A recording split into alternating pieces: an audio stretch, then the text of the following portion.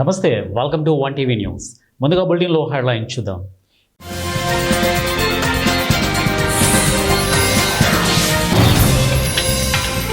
ప్రజలకు ప్రయోజనకరంగా ప్రవర్తించండి, ఎంపీలకు లోక్సభ స్పీకర్ ఓం బిర్లా హెచ్చరిక.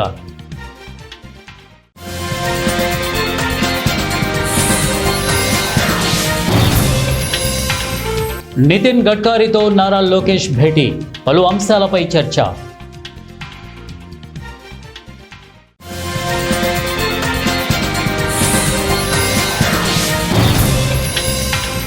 హిమాచల్ ప్రదేశ్లో విరిగిపడిన కొండ చర్యలు, 261 మంది మృతి.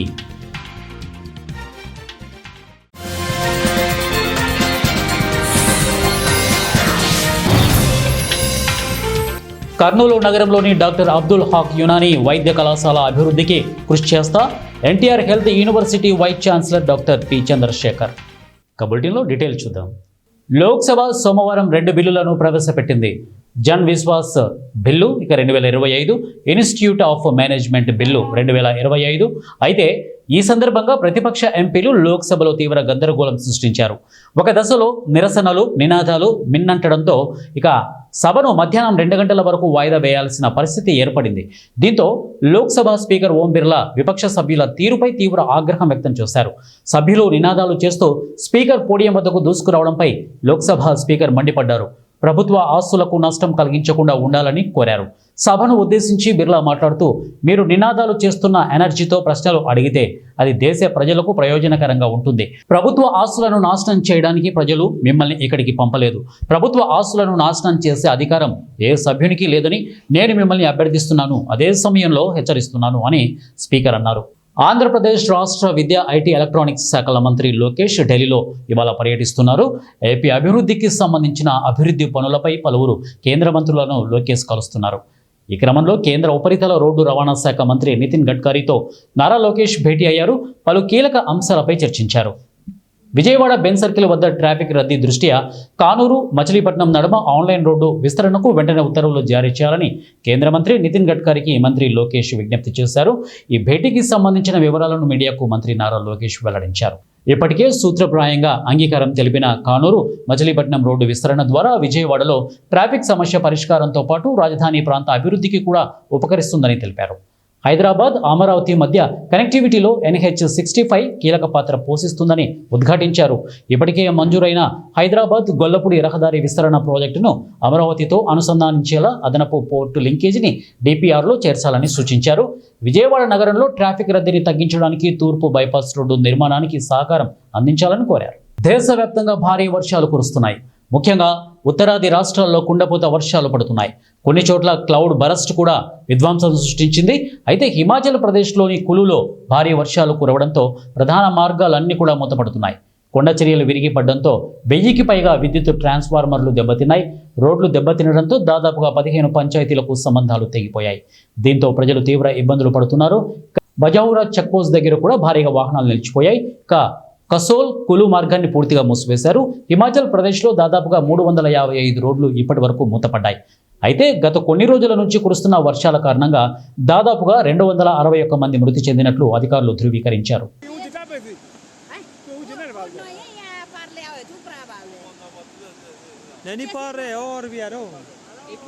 ఏలూరు జిల్లాలో అభివృద్ధి కార్యక్రమాల విషయంలో ఎటువంటి అలసత్వం పనికిరాదని, ఎవరైనా అధికారులు పనుల విషయంలో ఉపేక్షిస్తే తగిన చర్యలు తీసుకుంటామని జిల్లా ఇన్ఛార్జి మంత్రి నాదెండ్ల మనోహర్ అన్నారు.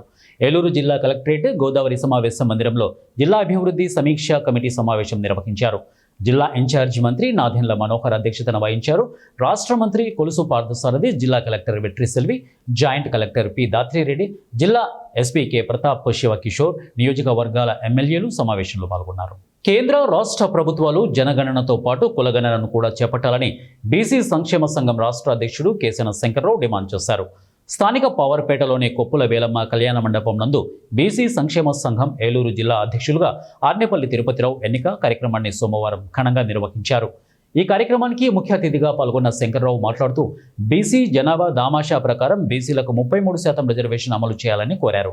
అలాగే బీసీలకు 33% రిజర్వేషన్ అమలు చేస్తామని ముఖ్యమంత్రి నారా చంద్రబాబు నాయుడు ఎన్నికల మేనిఫెస్టోలో ప్రకటించారని, ఆ ప్రకారం అమలు చేయాలని కోరారు. ఏలూరు జిల్లాకి నూతనంగా అధ్యక్షుడిని నియమించడం జరిగింది. తిరుపతి అనేటువంటి వ్యక్తి యువకుడు, ఉత్సాహవంతుడు. జిల్లా మొత్తం పర్యటించి బడుగు బలహీన వర్గాల యొక్క సమస్యల మీద స్పందించి అటు ప్రభుత్వం దృష్టికి తీసుకెళ్ళి, అధికారుల దృష్టికి తీసుకెళ్ళి సమస్యల్ని పరిష్కరించే కార్యక్రమాన్ని పల్లె పల్లెన, వాడవాడన, గ్రామాన కూడా బీసీ వాదాన్ని బలపరచాలని ఒక మంచి ఆలోచనతో ఆ యువకుడికి ఈ రోజున ఇవ్వటం జరిగింది. వారికి ముందుగా వారిని బలపరిచేటువంటి బలహీన వర్గాలకు చెందిన కుల సంఘ నాయకులందరూ కూడా పేరు పేరున హృదయపూర్వక నమస్కారాలు తెలియజేస్తూ ఉన్నాం.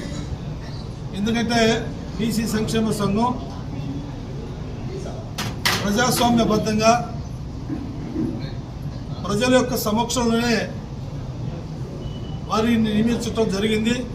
అదే ఆనవాయితీని కొనసాగిస్తూ ఈరోజు కూడా వారిని కూడా ఆ విధంగా నియమించడం జరిగిందని తెలియజేస్తూ ఉన్నారు. ఇప్పుడు మనకి దేశంలో దాదాపు 78 సంవత్సరాలు స్వతంత్రం వచ్చి ఈరోజు వరకు కూడా బలహీన బడుగు వర్గాల వారికి సముచితమైనటువంటి స్థానం సమస్త రంగాల్లో కూడా కల్పించుకోవటం అనేది చాలా దురదృష్టకరమైనటువంటి సంఘటన. కేవలంగా ఓటు బ్యాంకు రాజకీయాలుగానే చూస్తున్నారు. వీరిని ఏ ఒక్క రంగంలో కూడా అభివృద్ధి చేసే క్రమంలో రాజకీయ పార్టీలు ఆలోచన చేయకపోవటం అనేది చాలా బాధాకరమైనటువంటి అంశం. ఇక్కడ నరేంద్ర మోడీ గారు ఒక ఓబీసీ వాదంతో ఈ దేశంలో ప్రధానిగా ఎన్నికయ్యారు. ఆయన చెప్పాడు, నేను ఛాయ్ వాలాని, నేను ఓబీసీకి చెందినటువంటి వ్యక్తిని, ఈ దేశ ప్రధాని అయితే ఓబీసీల సమస్యల పరిష్కారానికి నేను ముందుంటానని చెప్పడం కూడా జరిగింది. ఆ క్రమంలో ఆయన 3 దఫాలుగా ఈ దేశానికి ప్రధానిగా ప్రజలు ఎన్నుకున్నారు. మేము అడుగుతా ఉన్నాం, ప్రధాని గారు, ఈ దేశంలో ప్రజలందరూ కూడా మీ నాయకత్వం పట్ల ఎంతో విశ్వాసంతో ఓట్లేశారు. వారి యొక్క సమస్యలను పరిష్కరించాల్సినటువంటి బాధ్యత మీ బుధస్కంధాల మీద ఉంది. మీరు ఒక ప్రధానిగా, దేశ ప్రధానిగా ఎప్పటి నుంచో రిజర్వేషన్ చెప్పారో ఇవాళ నరేంద్ర మోడీ గారిని మీరు ఒప్పించి చట్టసభలో కూడా 33% రిజర్వేషన్ ఓబీసీకి ఇచ్చినట్లయితే ఈ దేశంలో అన్ని రాష్ట్రాల్లో కూడా మిమ్మల్ని ఒక మహా వ్యక్తిగా కొలుస్తారనే విషయం కూడా మేము తెలియజేస్తా ఉన్నాం. అదేవిధంగా గతంలో స్థానిక సంస్థలు 34% రిజర్వేషన్ తీసేసి 22% కుదించారు.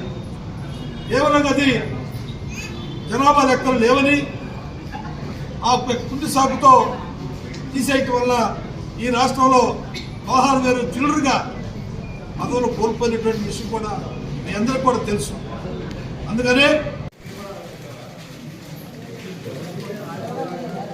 మంచి రోజని నేను భావిస్తాను. ఎందుకంటే జిల్లా అధ్యక్షుడిగా నన్ను కేసీఆర్ శంకర్రావు రాష్ట్ర బీసీ సంక్షేమ అధ్యక్షుల వారు నన్ను నియమించడం, ఆయనకి నా పట్ల ఉన్నటువంటి విశ్వాసాన్ని నేను తప్పకుండా బాధ్యతాయుతంగా బీసీల పట్ల ఎటువంటి సమస్యలు ఉన్నప్పటికీ వారికి ప్రతి సమస్య మీద పోరాటం చేసి బీసీలకి సముచితమైనటువంటి న్యాయం జరిగేలాగా నేను జిల్లా ప్రెసిడెంట్గా నేను ఖచ్చితంగా ప్రతి ఒక్కరి యొక్క సమస్యలు తెలుసుకొని గ్రామాల వాడవాళ్ళ తిరిగి ప్రతి ఒక్కరిని కూడా కలిసి వారి యొక్క సమస్యలను తెలుసుకొని వారి యొక్క సమస్యల్ని ప్రజాప్రతినిధుల దృష్టికి, ప్రభుత్వాల దృష్టికి, అలాగే అధికారుల దృష్టికి తీసుకెళ్తానని, అలాగే ఈరోజు మరి బడేటి చంటి గారు ఈ బాధ్యతని మరి కేసీఆర్ శంకర్రావు గారి ద్వారా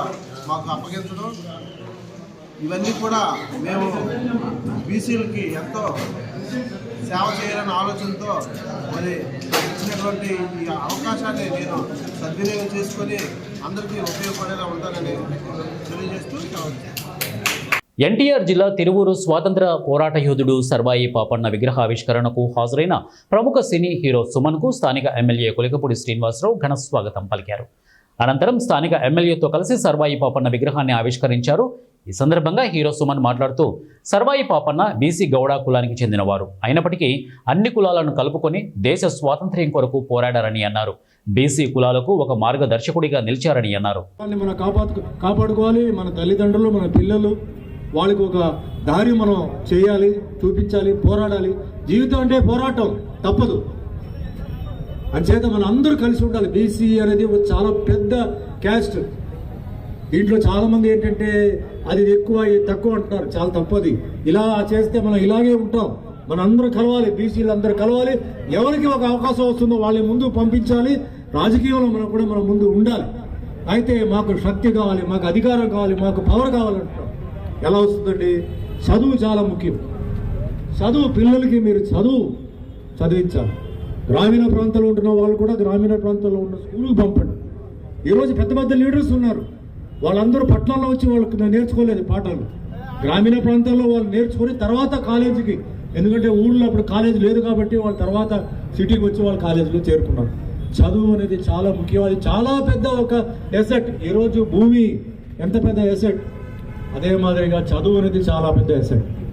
కామారెడ్డి జిల్లా బాన్స్వాడ బీఆర్ఎస్ కార్యాలయంలో బాన్స్వాడ నియోజకవర్గ ఇన్ఛార్జి మాజీ ఎమ్మెల్యే బాజిరెడ్డి గోవర్ధన్ మాట్లాడుతూ బీసీలకు 42 రిజర్వేషన్ విషయంలో బీసీలను మోసం చేస్తున్నారని మండిపడ్డారు. కేంద్రంలో బీజేపీ నాయకులు కాంగ్రెస్ పాలనపై వ్యతిరేకంగా ఉన్నారు. తెలంగాణ రాష్ట్రంలో బీజేపీ, కాంగ్రెస్ నాయకులు ఒకరికొకరు సహాయ సహకారాలు చేసుకుంటూ బీసీ రిజర్వేషన్పై స్పష్టత ఇవ్వలేకపోతున్నారని అన్నారు. పరిపాలన చేతగా పెద్దమ్మ రేవంత్ రెడ్డి కారణం ఏంటంటే మొన్న జరిగినటువంటి బీసీ రిజర్వేషన్ విషయంలో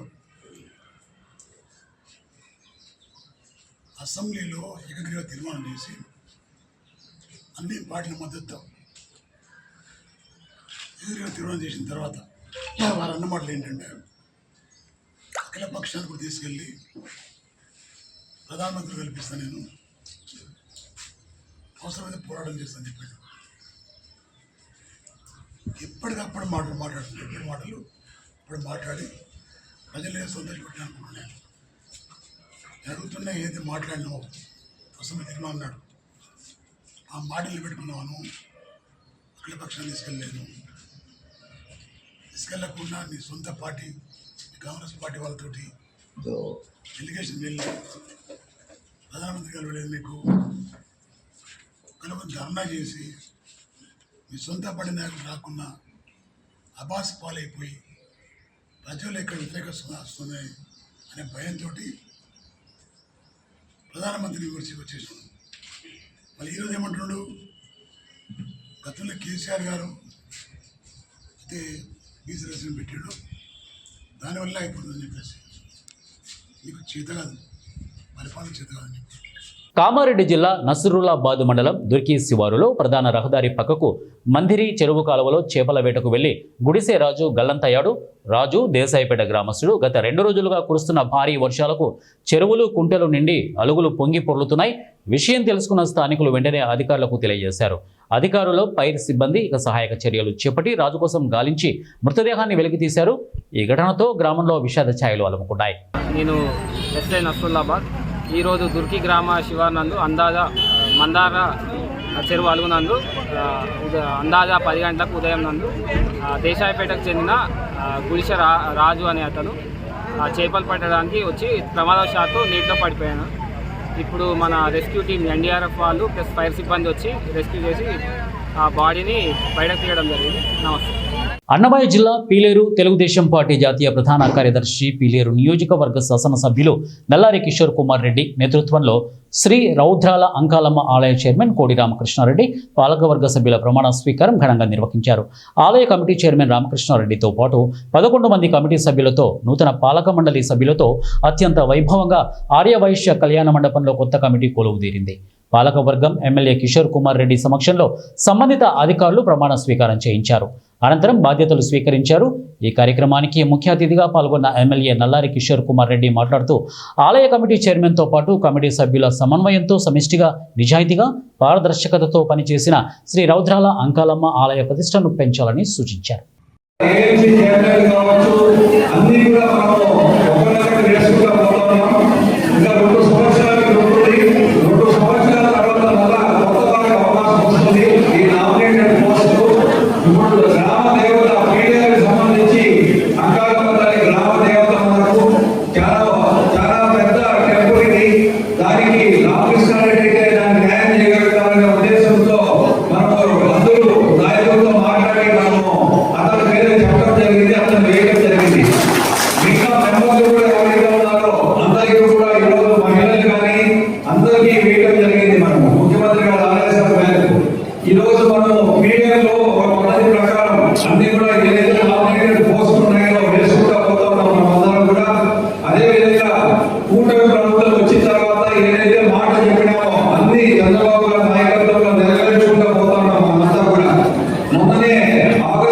నాగర్ కర్నూలు జిల్లా పట్టణంలోని కేసరి సముద్రం చెరువును సిర్సవాడ గ్రామ పరిధిలో ప్రవహిస్తున్న దుందుభి నది ప్రవాహాన్ని జిల్లా కలెక్టర్ బదావత్ సంతోష్ పరిశీలించారు.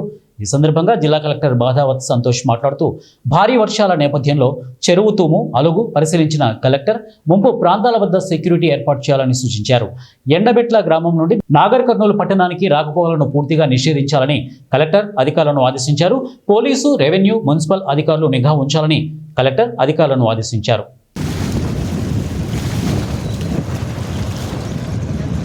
నల్లమల ప్రాంతం అంటేనే ఒక అద్భుతమైన పర్యాటక కేంద్రం. ఆ ప్రాంతంలో అనేక శివాలయాలు, వాటర్ ఫాల్స్ ఉన్నాయి. ఈ ప్రాంతాన్ని ప్రభుత్వం పర్యాటక కేంద్రంగా తీర్చిదిద్ది ప్రపంచానికి నల్లమల ప్రకృతి అందాలను పరిచయం చేస్తూ స్థానికులకు ఉపాధి కల్పించే విధంగా కృషి చేస్తూనే ఉంది. ఈ క్రమంలో ప్రస్తుతం కురుస్తున్న భారీ వర్షాల కారణంగా నాగర్ కర్నూలు జిల్లా అచ్చంపేట మండలం మన్నేవారిపల్లి గ్రామ సమీపంలో ఉన్న ఎస్ఎల్బీసీ ప్రాజెక్టు వెనక భాగంలో నల్లమలలోని 500 మీటర్ల ఎత్తైన కొండపై అద్భుతమైన మరో జలపాతం ఉన్న విషయాన్ని గ్రామ యువత గుర్తించి మీడియా దృష్టికి తెచ్చారు. ఈ జలపాతాన్ని బైరోని చల్లా పేరుతో పిలుస్తారని స్థానికులు తెలిపారు. ప్రస్తుతం భారీ వర్షాలు కురుస్తున్న నేపథ్యంలో నల్లమల ప్రాంతంలోని ఆమ్రాబాద్, పదరా మండలాలలో కురిసిన వర్షాల కారణంగా ఈ జలపాతం అద్భుతంగా పారుతోందని స్థానికులు తెలుపుతున్నారు.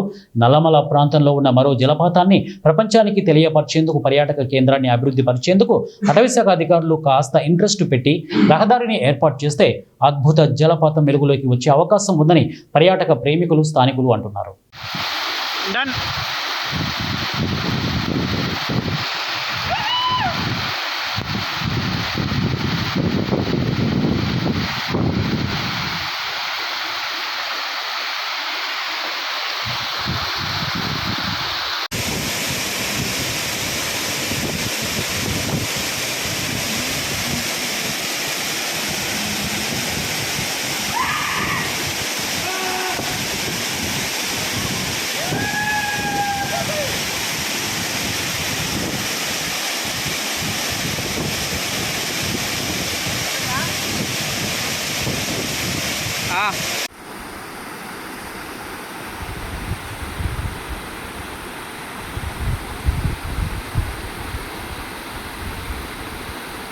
ఆడుందిగా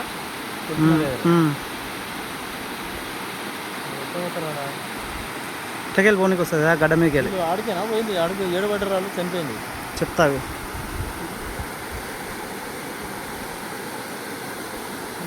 కర్నూలు జిల్లా ఎమ్మిగనూరులో మున్సిపల్ అత్యవసర కౌన్సిల్ సమావేశం నిర్వహించారు. సమావేశం రసాభాసగా సాగింది.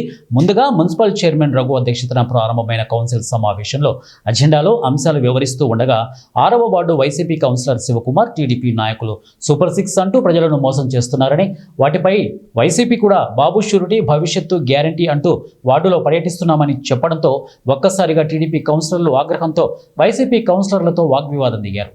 వెంటనే వైసీపీ కౌన్సిలర్లు మాట్లాడుతుండగా వారిని అడ్డుకొని వారి దగ్గర నుండి టీడీపీ కౌన్సిలర్లు మైకులు లాక్కునే ప్రయత్నం చేశారు. దీంతో వైసీపీ, టీడీపీ కౌన్సిలర్ల మధ్య తీవ్ర స్థాయిలో వాగ్వివాదం చోటు చేసుకుంది. కనీసం వైసీపీ కౌన్సిలర్లకు మాట్లాడే స్వేచ్ఛ కూడా లేదా అంటూ చైర్మన్ పోడియం ముందు వైసీపీ కౌన్సిలర్లు బైఠాయించి నిరసన తెలిపారు. ఇరువురికి సర్ది చెప్పలేక చైర్మన్ రఘు తీవ్ర ఆగ్రహం వ్యక్తం చేశారు.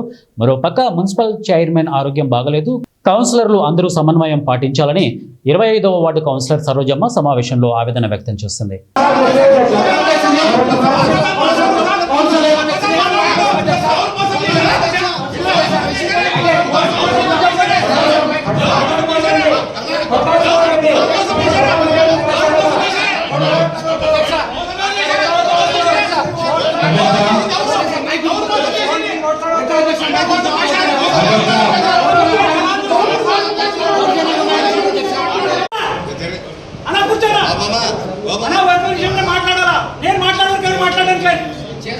పొద్దున్న 5 గంటలకు లేచి ఆపరేషన్ చేసి వచ్చినా ఇప్పుడు కూడా అన్నం తిని కూడా వచ్చినాను. కూర్చోండి కదమ్మా,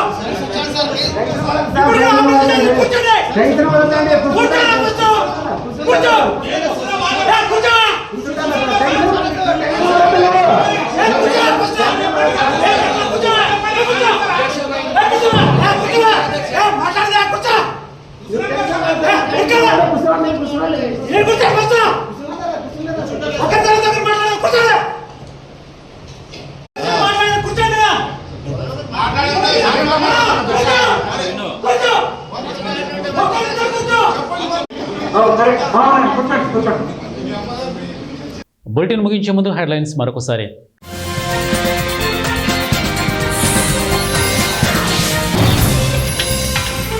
ప్రజలకు ప్రయోజనకరంగా ప్రవర్తించండి, ఎంపీలకు లోక్సభ స్పీకర్ ఓం బిర్లా హెచ్చరిక.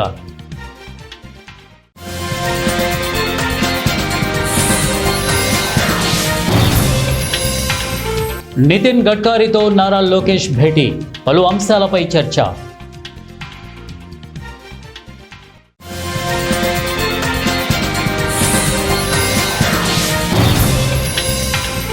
హిమాచల్ ప్రదేశ్లో విరిగిపడిన కొండ చర్యలు, 261 మంది మృతి.